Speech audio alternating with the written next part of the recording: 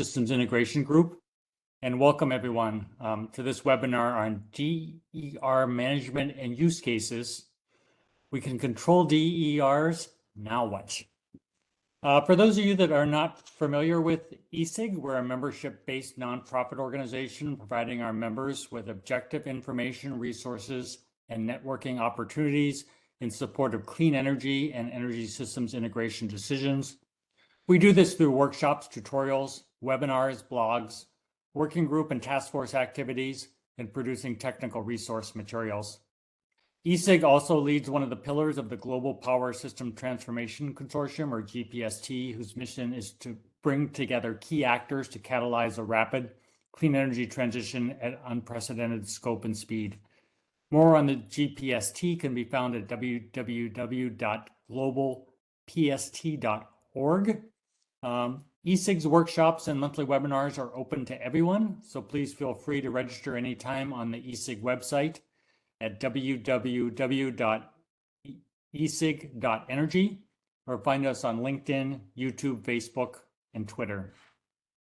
So just a few logistical matters before we get started. Participant lines will be muted for the duration of the meeting to avoid unnecessary distractions. We're meeting for 60 minutes today. We plan to save the last 10 to 15 minutes or so for audience questions and then wrap up by 5 p.m. Eastern. We'll be using the Slido platform for the Q&A session today.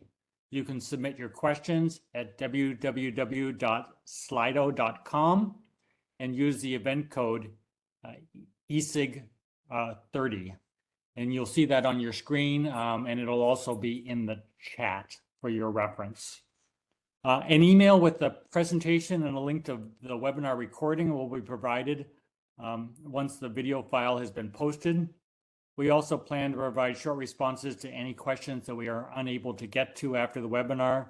So please jump right in and get your questions into slido.com as we're proceeding with the presentation. So the topic of today's webinar is DER management and implementation use cases.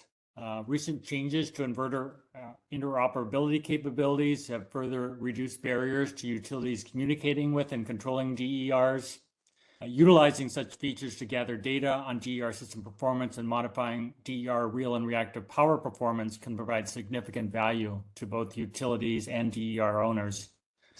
Cody's presentation today will identify value drivers and utility process improvements that can be achieved using DER communications and control capabilities to support distribution systems. And we're pleased to welcome as our featured speaker, Cody Davis, Senior Principal Engineer with Electric Power Engineers. Cody has 10 years of experience with a focus on distribution system planning and the integration of distributed energy resources on the distribution system.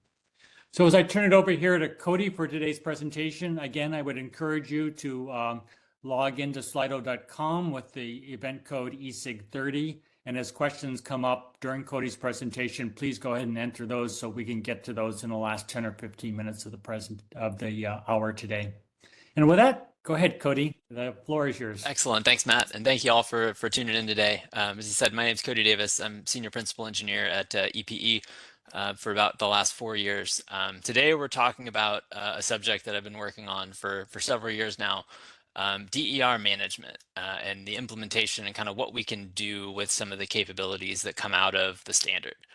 So we'll start by backing up a little bit to what DER are and some of the interconnection standard and what it enables, and then really dive into what can we do with those capabilities as they're starting to become established.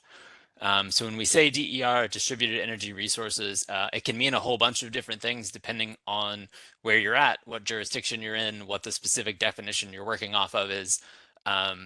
Most commonly in the US is solar, but it also can include things like wind turbines, specifically into battery energy storage, CHP, energy efficiency. Today we're going to be talking primarily about DER that do things, right? So that generate power that can move in rather than like energy efficiency. I would encourage you as you kind of listen to the content to think about it from a couple of different technologies, solar being probably the most common. But in general, most of these concepts will apply to any kind of idealized like DER, right? Batteries being one of the most high potential, just because there's so many things that it can do. But we're going to talk about it from kind of a technology neutral perspective where that makes sense. But when we say DER, this is kind of what we mean. Okay, so the other kind of foundational piece here is the IEEE 1547-2018 standard, which covers the integration of DER within distribution power systems. This standard governs all of the definitions, the inverter requirements, interoperability requirements, specifically communications. It covers all the smart inverter functions and what the inverters have to be able to do when we're talking about inverter-based resources. It's really set up to govern this interface, right? So within that, there are roles for equipment manufacturers to get compliance with the requirements in there. There are roles for utilities to specify certain types of performance requirements or other things. There's roles for the ISO and the RTO, especially as it relates to like bulk power system impacts. Commissions and PUCs have their own role. Customers and installers have roles with compliance. So it's a standard that covers a lot of different pieces and a lot of different things. We're going to zoom in specifically today to talk a lot about this communications interface, which is the methods by which data and commands can be passed back and forth between the DER and the area EPS, which in most cases is going to be the distribution utility. Compliant hardware to this standard is certified to UL 1741 SB, which is relatively new. Prior to early this year, hardware was certified to the supplemental standard with the 1741 SA. So a lot of the capabilities are similar, but the SB goes a little bit further. But those are kind of the relevant standards that kind of enable a lot of these capabilities. So we're going to cover some of those capabilities because they're really important to what we can do with communications.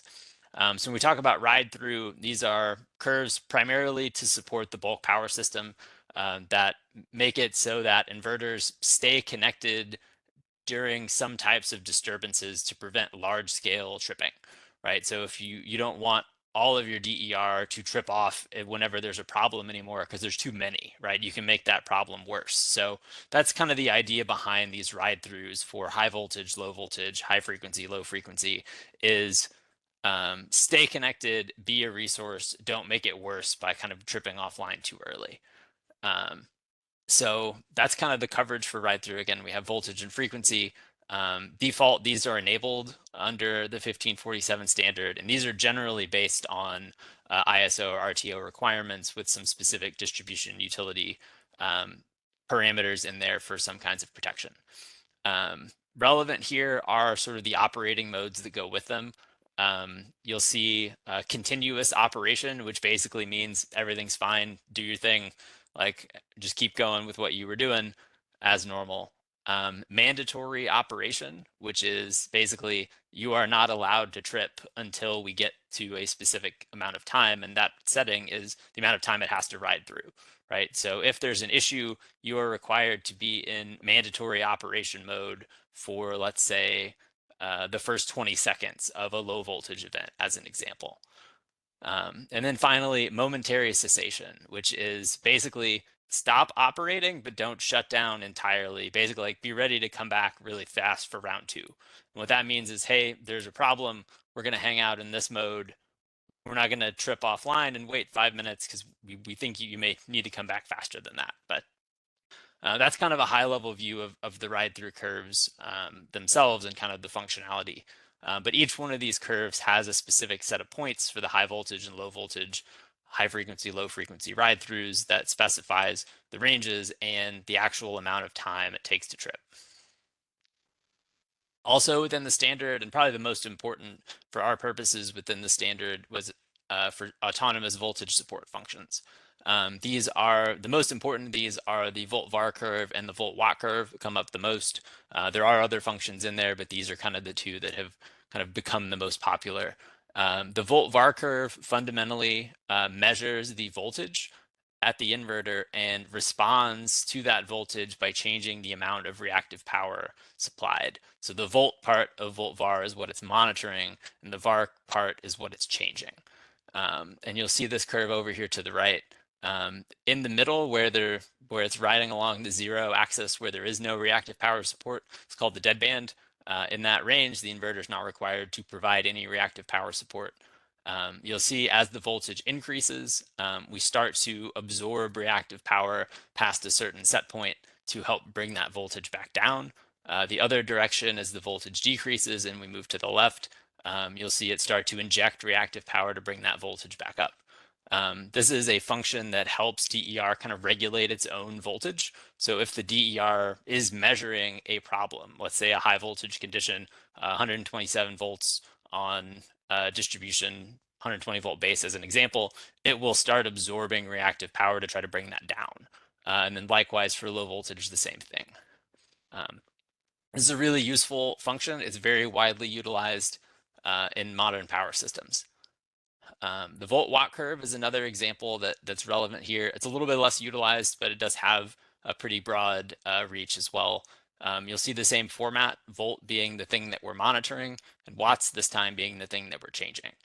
So we're measuring the voltage at the terminals of the inverter and responding by changing the amount of real power that it's generating. You'll see this as just one slope from basically full rated power output down to 0 at a specific cutoff voltage. So that proceeds kind of linearly down from 100% to 0. This can be used at the same time as a volt var curve to address like much more severe over voltages generally. So you'll see it kind of 0 out at 10% over nominal voltage, which is a pretty significant voltage violation. These functions are autonomous. They are on the inverter. They do their own thing without any kind of communications, controls, whatever. They are very effective at addressing local voltage violations that the DER can measure, right? If it can see it, it can respond pretty effectively using one or both of these curves. These curve points can be customized. Specifically, they can vary by state, by utility. There's a lot of different approaches, which we'll talk about a little bit later. But these are kind of an important piece of the puzzle. So relevant to what we're talking about today specifically is the communications capabilities, right? The ability to use the communications interface to communicate from the utility or from a third party across the local interface into the plant DER itself. This is achieved and required as the local communication interface is required as part of the 1547 standard to be one of 3 protocols. First, we have the SunSpec Modbus protocol, which can be either serial or Ethernet. We have the IEEE 2030.5 protocol as an option, which is primarily Ethernet and follows kind of the traditional internet VPN type of structure. And then DNP3, which is not commonly used by distribution inverters, although it is an option. Most of what we see in the market today for these that are approved is Modbus or 2030.5. There are other means of doing it besides just using the local interface with one of these 3 protocols, things like aggregators or other kind of pathways between this data. But this is one that is in there and is kind of required to be there under the standard. I did want to mention the pilot program in Pennsylvania where PPL is using this local communication interface for this purpose. There's a lot of good information there about some of the other kind of complexities that go into communicating with these devices. But today we're going to focus on the use cases. So we can communicate with DER. What now? What do we do with it? Why is that useful? That's a really important question to answer. So the first thing we can do, DER monitoring, we can get new data, right? The standard requires that we're able to read and be able to kind of monitor a lot of different performance pieces of this DER. So one, DER performance and local conditions. We can measure voltage, amps, real power, reactive power, power factor, on off, and kind of pull that back and start to build historical data and real-time data on what is the DER doing? What are the conditions at that site in real time? And building that historical database of what was it doing at the times that I care about. This has a lot of important consequences, which we'll dive into a little bit later, but in improving modeling and power flow and forecasting, in calculating the curtailment and kind of the impacts of volt-var and volt-watt curves, in detecting hidden load and in detecting and responding to unintentional islands. We can also monitor the smart inverter set points, right? We can see the volt-var curve points. We can see the volt-watt curve points. We can see the ride-through points. So we can verify that those settings are in there and correct in real time. And then finally, we can monitor some of the other status and performance pieces that can be important. Things like what control mode is it in? What's controlling reactive power at the moment? So those are the things we can read. We can also send commands, right? We can modify the DER's performance by doing things like programming new smart inverter settings, where we can have a lot more flexibility with volt-var curves that we can go in later and update them, right? We can respond to system changes or be a little bit more aggressive with how we handle this if we know we can change it later. We can set the reactive power level, right? Instead of relying on the DER to respond to voltage issues it can see, we can use it to respond to non-local voltage issues that it can't see. We can enable or disable production for things like unintentional islanding and safety, and we can set the maximum real power level, which is useful for flexible interconnection and contingency response. So we're going to dive into each one of these things a little bit deeper, but these are kind of the core value pieces of we can see things, we can send commands. What is that? What kinds of commands, what kinds of data, and what do we do with it? So first, we'll start with the monitoring data in a little bit more detail. Real power data is really, really useful to know for DER that are embedded within distribution systems. In the absence of actual data, planning engineers and others use assumptions about DER performance whenever we're doing analysis and operations. So if we're doing a hosting capacity study or an interconnection study or just a regular like power flow voltage drop study, if we don't know what this DER was doing at the time that we're studying, we have to assume what it was doing, right? And a common kind of worst case assumption is that it was performing at its full nameplate kW, right? So if it's a 10 kW DER, we may start by assuming that it was a 10 kW at the time, depending on kind of what the study is. Using real data increases the accuracy of our models and the resulting studies, kind of regardless of what we were assuming otherwise, right? So I'll take my 10 kW DER again. If it's actually producing at 7 kW and I assumed 10 kW, that's a 3 kW error, which doesn't sound like a lot until you get 50 systems, 100 systems, 200 systems on the same substation. And all of a sudden you get a pretty significant variation in between what you think is happening and what was actually happening, right? So having access to real DER data really improves your interconnection study models, hosting capacity, just regular capacity, voltage drop. It also helps you in operations because you can use that same data for the same purposes in like an ADMS power flow, right? So you have a better kind of situational awareness of what's going on and can respond better and model your system better in real time. One of the big things that comes up when we talk about monitoring real power and DER is capacity planning and what's called hidden load. Generally, when we do capacity planning, we're talking about the sort of peak load, usually summer peak in a lot of areas, which is like the worst hour or the worst interval where the amount of load on equipment is the highest.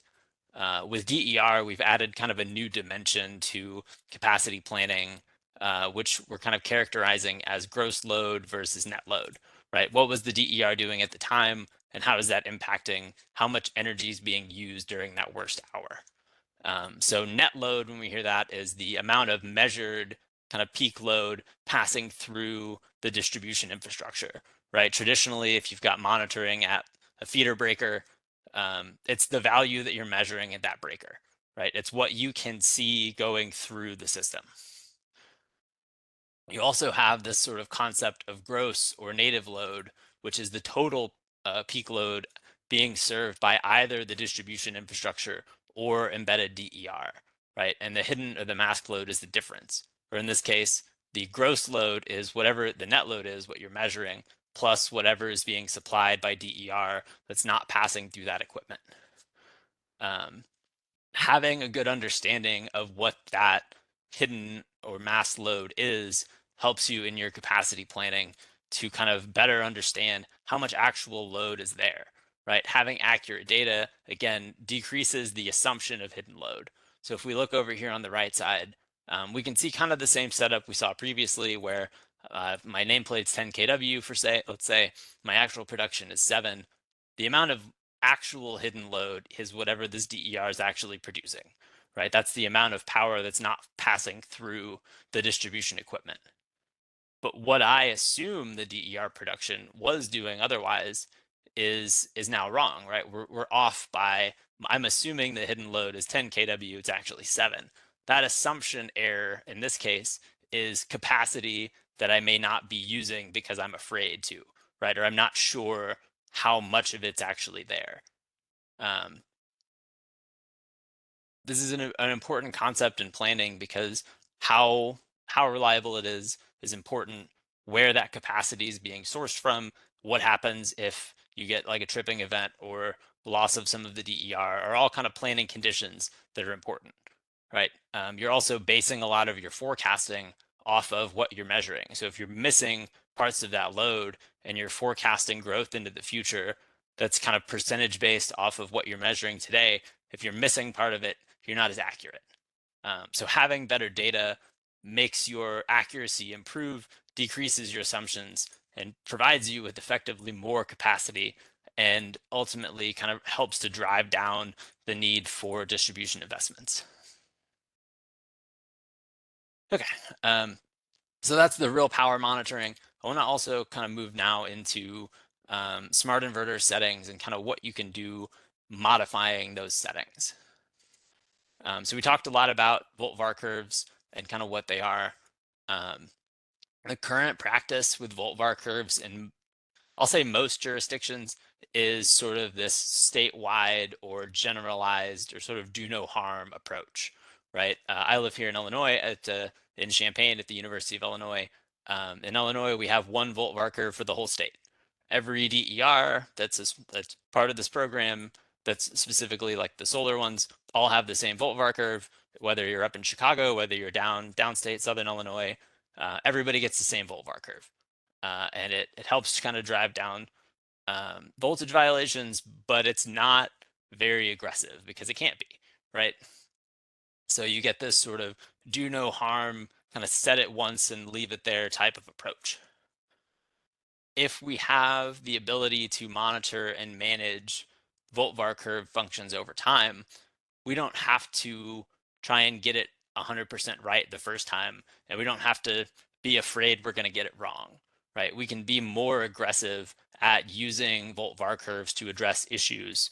And then if it doesn't work, if it's causing excessive curtailment, if it's not addressing the problem the way that we want, if there's things that kind of come up over time, we can change that curve. Like we can push new points over the air to change it after kind of observing what's happening in real time or historically, and respond to it, right? So instead of either trying to pick the right one first and hope that it works, or pick a less aggressive one and try not to make any mistakes, we can be a little more aggressive and then change it later or adjust over time, or if the system changes, right? If we have a customer who moves from the tail end of feeder A to right next to the substation now on feeder B, when I build a new substation, their idealized volt-var curve is going to look very different, right? So if I can push a new curve out, I can be a little bit more aggressive at tailoring the curve locally because I know I can change it if I need to. The same concept applies to volt-watt curves. For ride-through curves, it's generally less locational, but let's say like PJM or another ISO changes their ride-through setting recommendations 2, 3, 4, 5 years down the line. There's not really a good mechanism to go back and change all of the old ones, right? So being able to have a communications mechanism means you could potentially do that to a large number of them without having to say, well, I guess we're stuck with what we had before, which is another potential benefit.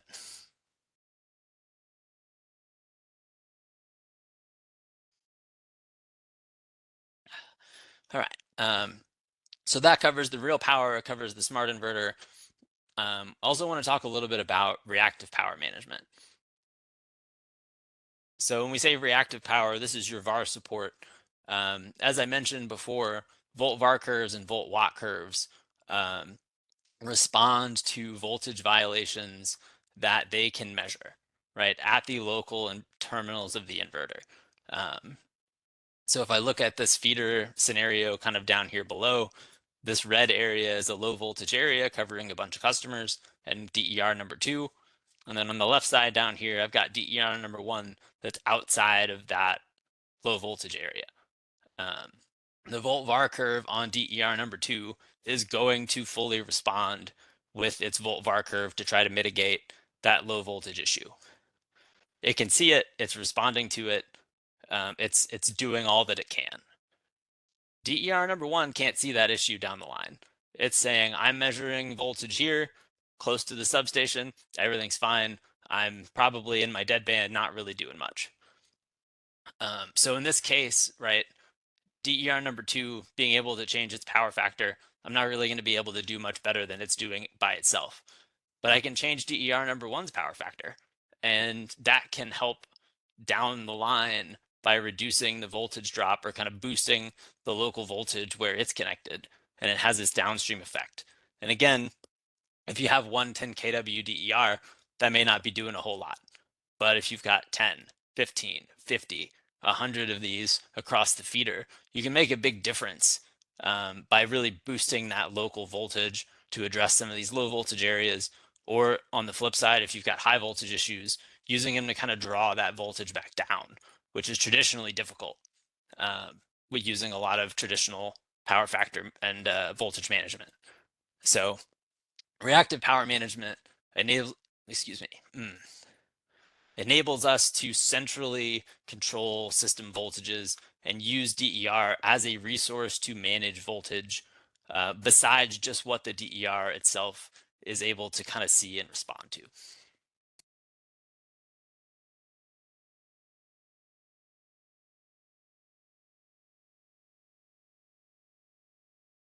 So now the most exciting part, the real power management.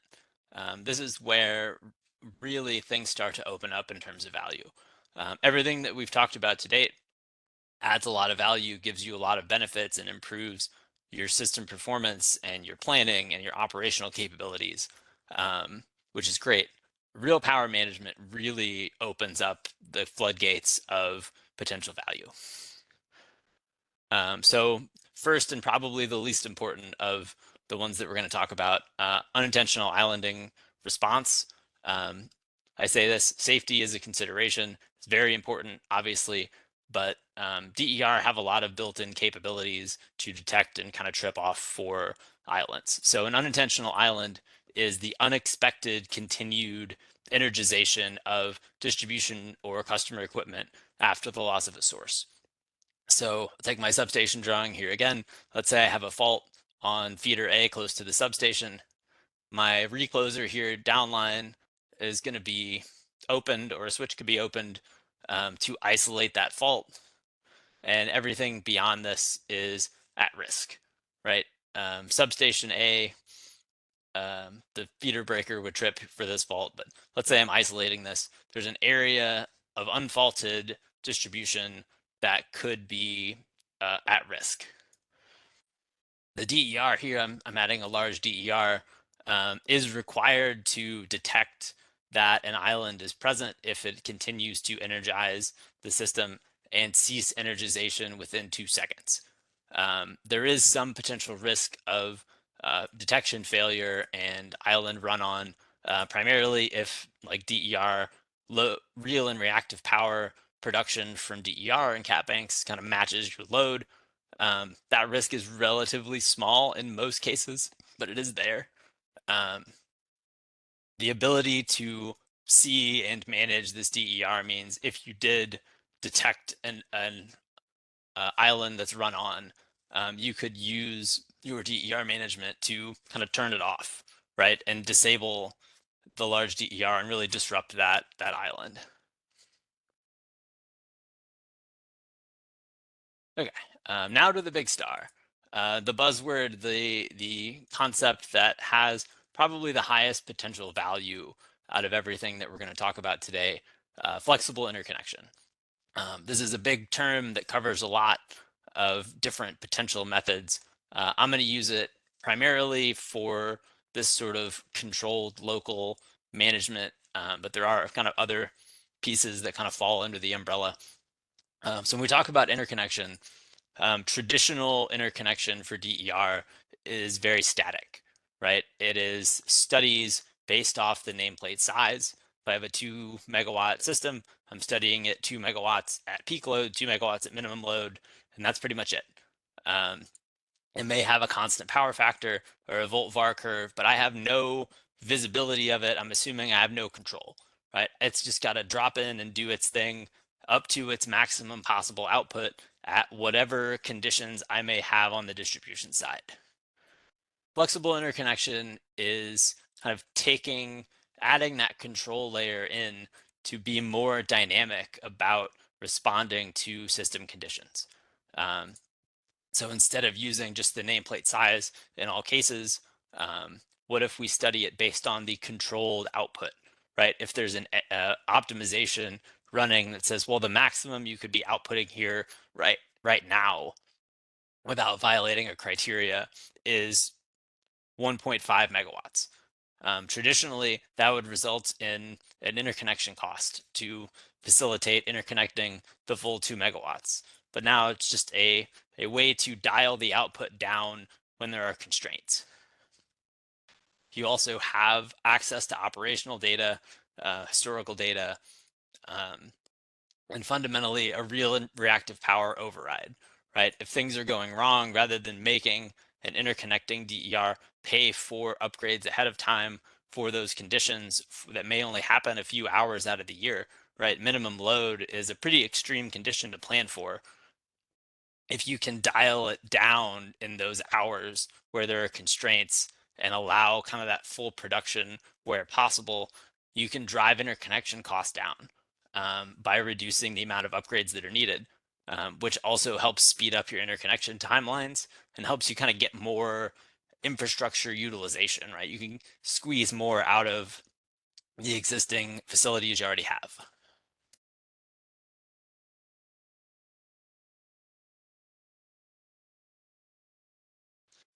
So this is from a sample study that we did for a 2 megawatt solar farm that is interconnecting with a capacity bottleneck for new solar because of a substation transformer. In this case, adding this 2 megawatt system resulted in a violation, like an overload on the substation transformer that would be in general on the order of a couple of $1 million to replace. When we looked at the actual amount of time that the violations would be occurring, right? How often is it actually causing a problem? We ended up at 33 hours out of the year for a total of about 3.5 megawatt hours, which is less than 0.04% of the overall output of the system, right? So rather than paying $2, $3, $4 million upgrade cost, you can reduce your output by 0.04% during some of April and occasionally in May and March, and otherwise kind of full production, right? All the rest of this year, there are no limits and no constraints on that system. So it's operating pretty much normally, especially in the months that matter in June, July, August, and it has some constraints sometimes, right? This ability to manage the real power set point really lets you get into and manage interconnections in a lot better and a lot more efficient way. With those benefits come some challenges. First, this is a fundamental change to how interconnections are done in terms of studies and process and results, right? These studies are significantly more complicated, significantly more time consuming to perform than they are today. I mentioned before, a traditional is you kind of do these two snapshots, your peak load, your minimum load, what are your kind of edge cases? These results that I'm showing here from the sample study are based on an hourly 8760 or every hour out of the year we're looking at what are my constraints and what is the optimization saying is going to happen, right? So rather than saying, well, this transformer is overloaded, it's this many $1,000,000, it is every hour out of the year, how much am I being curtailed? How am I going to show that in a way that is able to be understood by whoever is trying to connect, right? So fundamentally, a much more complicated, much more time-consuming study than has traditionally been done.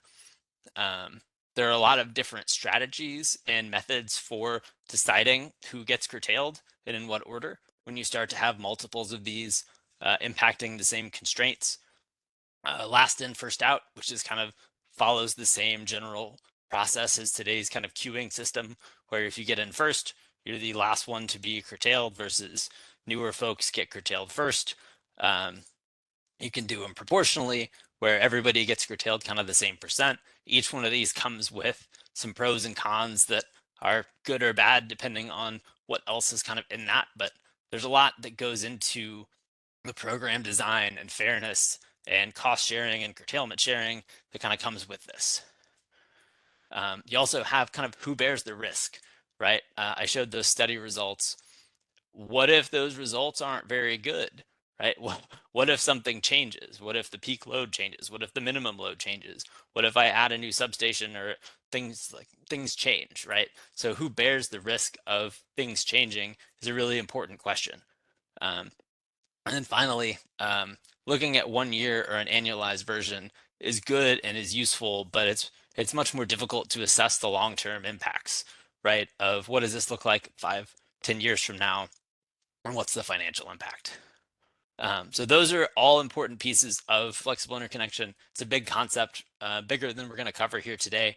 I would encourage you to check it out. There's a lot of good information out there on the topic, but it's a really important potential outcome that uses DER management infrastructure. Contingency operations improvement is another one that's kind of similar.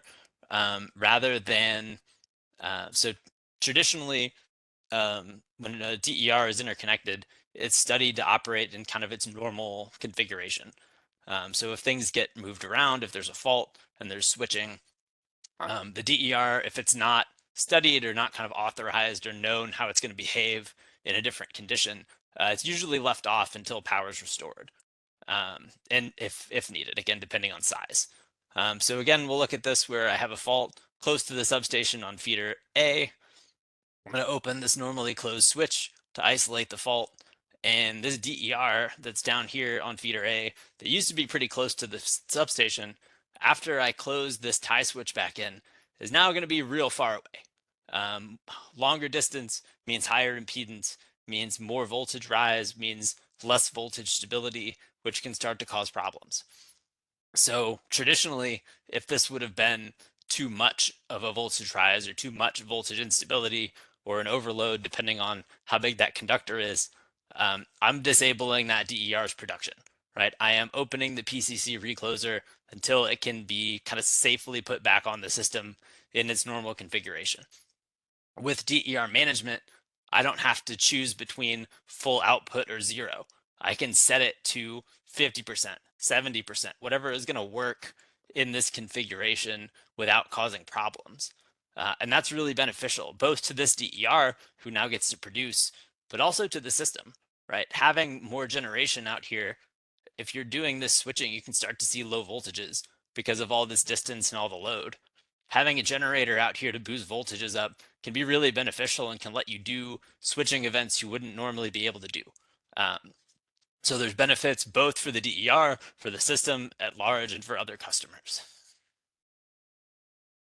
So we talked about a lot of different things. What can we do with DER monitoring and management? Fundamentally, we can improve outcomes for DER and non-DER customers. And that's really the long and the short of it. So now we will open it up and start doing the questions. Great. Thanks so much, Cody. Great presentation. A lot to unpack and talk about here. As you noted earlier, folks, please get your questions in at slido.com. The event code ESIG30 is ESIG30, and it's in the chat for your reference. we've had lots of questions come in, but please go there if you have additional questions, and we'll work our way through the list. We'll be planning to send out responses later in the week if there are questions that we don't get to. So we appreciate all your questions. Cody, I'm going to just suggest we kind of start towards the top of the list and work our way down. First question is, at what size of DER is the cost of communicating and control with the DER? At what size does that outweigh the benefits of changing settings like volt-var curves? Yeah. 25 kW, 100 kW, something else? That's a great question. It is kind of one of the fundamental questions in this space right now is like, when is it worth it? There is like some talk about doing, well, what if we just did the big ones, right? And you get a lot of value out of those, especially with like real power management, flexible interconnection. You get more potential benefits. For VAR control, you get more potential reactive support. But there are also benefits to being able to kind of zoom in and have data and controls and stuff over the smaller ones too, right? So I'll use solar as an example. A rooftop solar system on a house is going to perform like a 10 kW is going to be very different in terms of performance arc than a large 2 MW like community solar farm. I have a community solar farm down the street from my house. It has single axis tracking. The panels are always clean. Everything is well maintained. It follows pretty much all day through the sun. If I take that data from that larger community solar farm and try to apply it to all the solar that's on my network or all the ones in that area, I'm going to get better than just the nameplate assumption, right? But I'm not going to be accurate. Like your residential ones are going to be pointed in different directions. They're going to be different sizes. You're going to have different levels of like grime and other impacts. So there are values to the smaller ones too. Um, there's not there's not one answer to, is it worth it to do what size? Honestly, having access to the data as a planning engineer for all of the small ones is so valuable because I can see what's actually going on. I can kind of build some understanding of expectations of performance for some of these residential resources, the smaller ones, because I know what's going on. So that data is really valuable. I'll say that it's not one answer. It's going to be a balance, but I think there's a lot of value both in the small ones and the large ones. Great. Can you touch on the new capabilities of software, new business processes, et cetera, that utilities will need in order to take advantage of more or newer DER data in their operations? Yes. So probably the most common software that comes up in this space is like a DERMS, which is a nebulously defined word that's come to mean a lot of different things. You need a way to take the data in and get it into your operational systems and databases and historian tools. In some cases, that's a separate DERMS. In some cases, it can be done using some of the existing ADMS and SCADA infrastructure. But there are size considerations too. If you are used to doing 10,000 devices across your whole million customer utility network, and now you have 10,000 customer devices that are all coming in, right? It may not be new systems, but it may just be size challenges and some of the data volume and communications challenges in your existing systems. So there are a lot of different approaches. There's different architectures depending on what types of communications you want to use, what you're going to do with the data. Like for 2030.5, you're generally standing up a separate like head-end server, which is a new system that hasn't existed in the past. Like it's just a new like utility backend like server infrastructure that has to kind of pass stuff over into ADMS or DERMS. But in other cases, you can use some of the existing SCADA and controls infrastructure that's already there and some of the historian tools. So it really depends on the scale and kind of what you're doing with it. Great. IEEE 1547 applies to distributed generation and storage. Are you aware of similar efforts around controllable loads? For example, building industry thermal loads, EV smart charging. Are there efforts in those areas as well? Yes, they are a little bit further behind in terms of just like level of attention that's been paid. But there's a lot of focus on especially EV charging loads and management.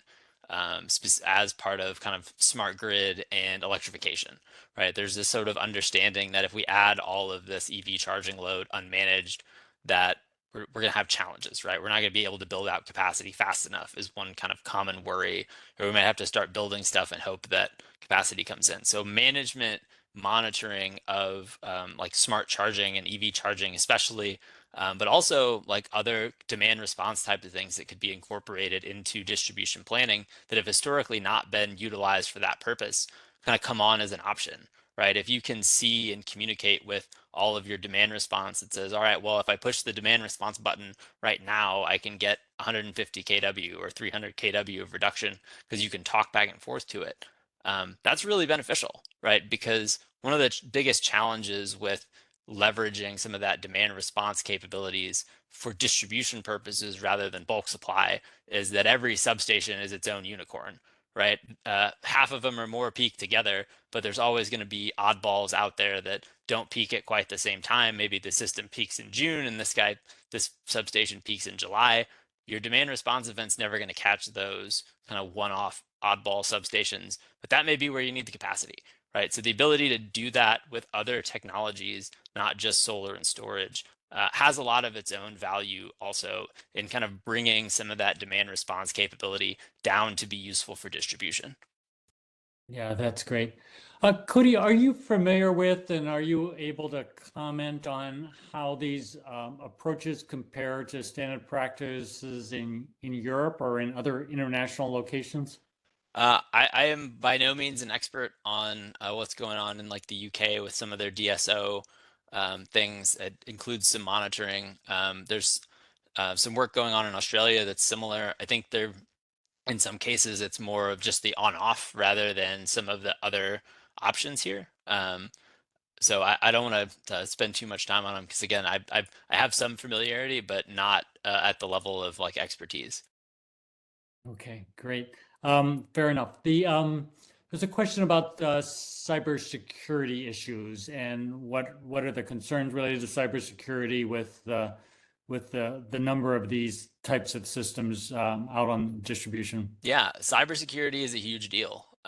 The idea, if you talk to utility cybersecurity personnel, the idea of having like things that are connected to customers' networks or that are like at customers' houses coming back into a secure like NERC SIP environment through SCADA into the ADMS is kind of throws up a lot of red flags in a hurry, right? So there's a lot to kind of overcome in this space to make sure that what is getting built is going to be safe and secure. There's been a lot of work in there. There's a lot kind of built into the architecture of some of these communications options and the inverters themselves to help kind of mitigate some of that. IEEE 2030.5, just as an example, has a built-in like cybersecurity component. It basically establishes a VPN between the utilities head end and the end use inverter that can't be kind of interrupted in the middle. There's always going to be concerns if it's on customer equipment or the customer can plug in a computer into the Ethernet port. Can they get back into the utility network that way? There are a lot of ways to prevent that. I'm not a cybersecurity expert, so I don't want to dive too much into the weeds there. There's a lot of discussion in that space, and there's been a lot of work within the standards organizations themselves and some of the other kind of utility architecture folks to figure out a way that this can be done without compromising the security of the network, which is always going to be first. Yeah, that's great. Can you comment a little bit on the experience with DER response times, prevailing volt var response times, for example, from sensing voltage deviation to var injection adjustment? How has that implementation response time experience been? Yeah, volt var curve is super fast. I think the open loop response time requirement, if I'm remembering right, is like 5 to 10 seconds. My experience in seeing some of the like waveform stuff is it's been faster than that. Like volt var curves locally are very, very fast. The centralized sort of, if you're looking at doing it as an ADM, like if an ADMS is running a power flow and then dispatching DER, it's going to be a lot slower. Usually, like you're not going to be running power flows that fast. You can't, right? So it may be commands every 15 minutes or every 5 minutes based on what the measured data is or what's kind of expected. It's more steady state for this sort of centralized approach. That doesn't make it bad.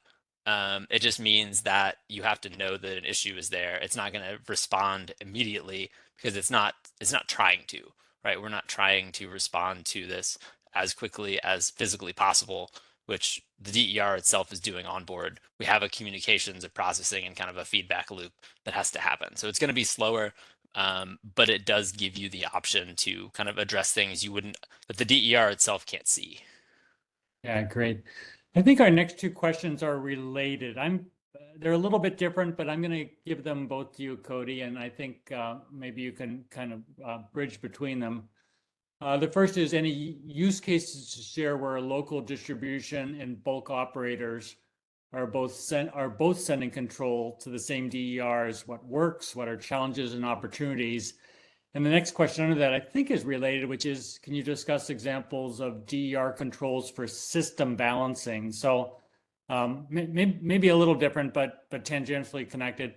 And with that, what are the impacts for rate design, customer choice, privacy? So I think it's a little bit of looking at that, the trade-offs and the intersection of local distribution, local control in the distribution system for distribution operators and the controls to the bulk system. Yeah, it's a great question.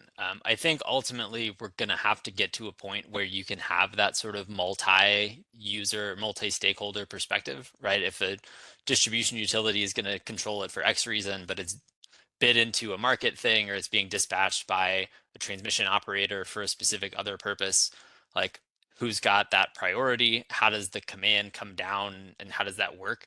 Are really important questions. I think a lot of that's being addressed as part of the like distribution system operator and FERC 2222 kind of discussions of who gets to send which commands, who takes precedence for different types of needs, and how does that work? Generally, and I'll say this as Cody's opinion, distribution managing for distribution reliability comes first. Part of the idea of getting a DER from its end use up through the distribution to the transmission is that it can't cause problems on the distribution.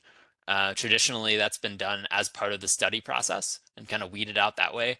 But if there are blockers that are going to damage the distribution system along the way to get up to the transmission, even if the transmission needs that service, right? If it needs power injection and the distribution system can't handle it, it can't handle it, right? So there is this sort of hierarchy of how does it get from where it's going to where it's needed, and can it get there, and is it physically possible without creating that damage? And I think that's an important thing to figure out. But generally, if it's distribution connected, distribution is going to be responsible for managing the reliability on its own system.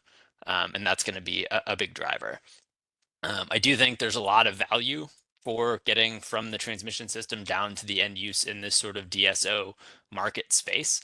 That has to play in the same sandbox with that reliability piece.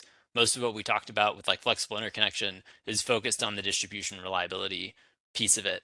But they're getting from the transmission down to those resources is super cool and useful and can be used for a lot of good, right? And we want to get there. And this is not blocking that from happening. There's just a kind of a more complicated process of relaying between all the stakeholders who are involved to make sure the resource gets dispatched to do what's best at the time.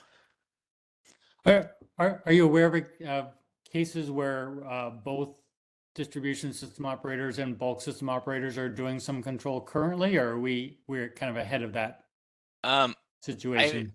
I'm sure it's happening. There's been a lot of discussion within like non-wires alternative spaces on this, right? Of doing like providing a distribution service, like distribution capacity when the distribution system needs capacity, and then other times providing like ancillary services, frequency response up to the transmission system, up to the bulk system. That's definitely doable, and it's been done. Um, Getting that to scale and be part of this for smaller ones or aggregations of DER is a harder problem, but fundamentally kind of the value proposition is the same, and a lot of the tools will probably end up being the same. Yeah, great. Can you comment on or provide any case studies of any utilities that have implemented some of these schemes, active control of real and reactive power.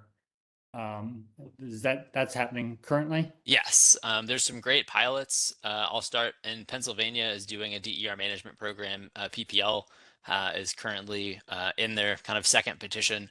There's a lot of good information on that, controlling down to residential inverters. There's a lot of good flexible interconnection work going on I know of like Excel in Colorado has a pilot. There are several pilots in New York that are becoming mature. I think NYSEG just and Avangrid up there just released a newer one with a lot of good information. So there's a lot in that space, a lot of focus, especially in flexible interconnection. You'll find a lot of pilots and ongoing kind of value. There's been less activity in the sort of other spaces of DER management we talked about, but the Pennsylvania example I think is a good one for that too. Great. What differences have you seen in control practices among residential, commercial, and larger 1 to 10 megawatts distribution connected installs? Are there different approaches, different practices that you're seeing in those segments? Yeah. So if you just have like a residential inverter, like just one inverter, it's pretty easy to do the communications. You can plug into the inverter and do that communications back and forth. When you start to have multiple inverters, right? It becomes it's harder to have that one point of common like plug-in, right? So you may be able to do like some Modbus stuff if it's serial to kind of talk to all of them. There may be a need for some additional hardware to kind of address some of the networking stuff. If a customer has 5 different inverters, if you're going to talk to all 5 of them, like that becomes a lot harder of a problem than just plugging into one port. It's still part of the standard, right? It's still part of the requirements, but the hardware itself is certified individually. Each site is sort of has to comply, but can't be certified at the manufacturer because it's how people are putting the pieces together, right? So it becomes more challenging when you have multiple inverters, or like specifically if customers want to use inverters of 2 different manufacturers, one of which uses 2030.5 and one of which uses Sunspec Modbus. Communicating to both of those at the same time with one device is really difficult, right? So there are these sort of practical challenges with different configurations and different sizes that come out. But it's really like location and installation specific. Great. There are many existing DERs installed which lack any communication systems or protocols, legacy systems.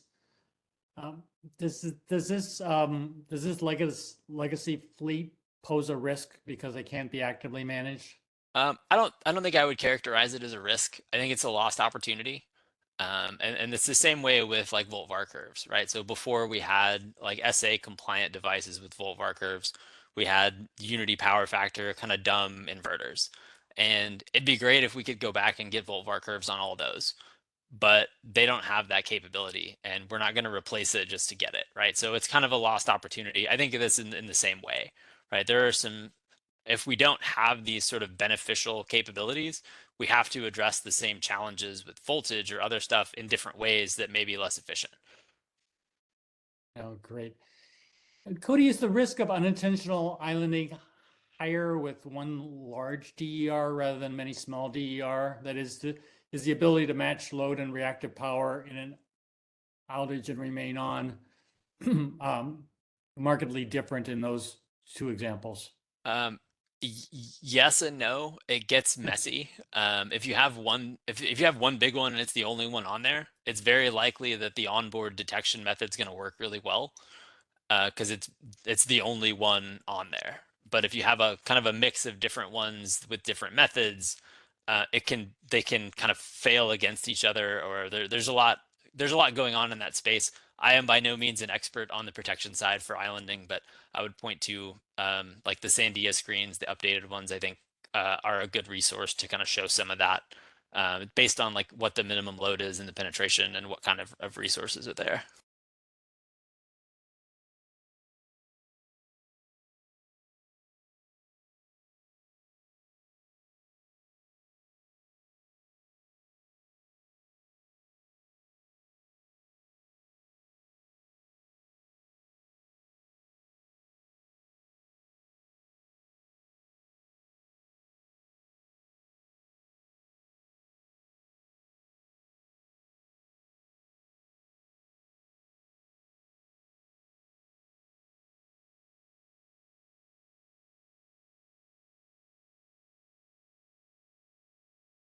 Thanks. We're adjourned for today. Thank you. Thanks, everyone.